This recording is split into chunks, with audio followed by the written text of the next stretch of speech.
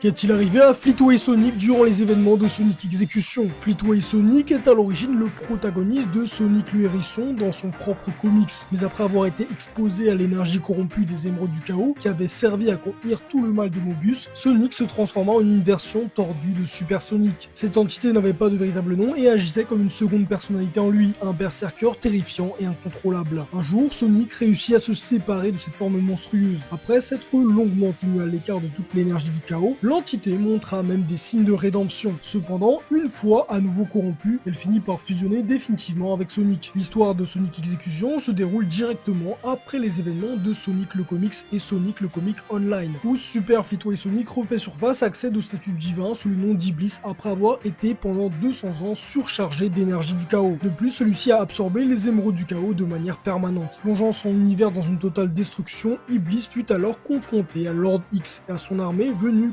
conquérir sa dimension. Les ex de rangs inférieurs se révélèrent totalement impuissants face à lui, forçant Lord X à combattre personnellement Fleetway, avant de le bannir à travers le multiverse. Il envoya ensuite Xenophan à sa poursuite, ce qui donna lieu à une traque dévastatrice détruisant d'innombrables réalités, y compris celle de Sonic X. Égal en puissance à Xenophan et doté d'un pouvoir terrifiant, Fleetway Sonic fut finalement scellé par ses ennemis. Ils utilisèrent un collier alimenté par sa propre énergie du chaos, maintenu par des chaînes tenues par des centaines de milliers d'eggs pour le contenir. Néanmoins, refusant de se soumettre, Lord X fit appel à la machine de Starved Eggman pour le torturer et briser sa volonté. Un appareil qui aurait tué n'importe quel autre Sonic, mais pas Fleetway dont la puissance dépassait toute mesure. Reconnaissant finalement sa défaite, Fleetway se soumit donc à son nouveau maître et commença à conquérir des mondes en son nom. Il devint l'un des guerriers envoyés sur la Mobius du Revenant, un monde presque imprenable pour les Eggs. Là, une armée de Sonic maléfiques ainsi que des êtres nés du vide, sous le commandement de Lord X, furent envoyés, marquant le début de la Sonic War.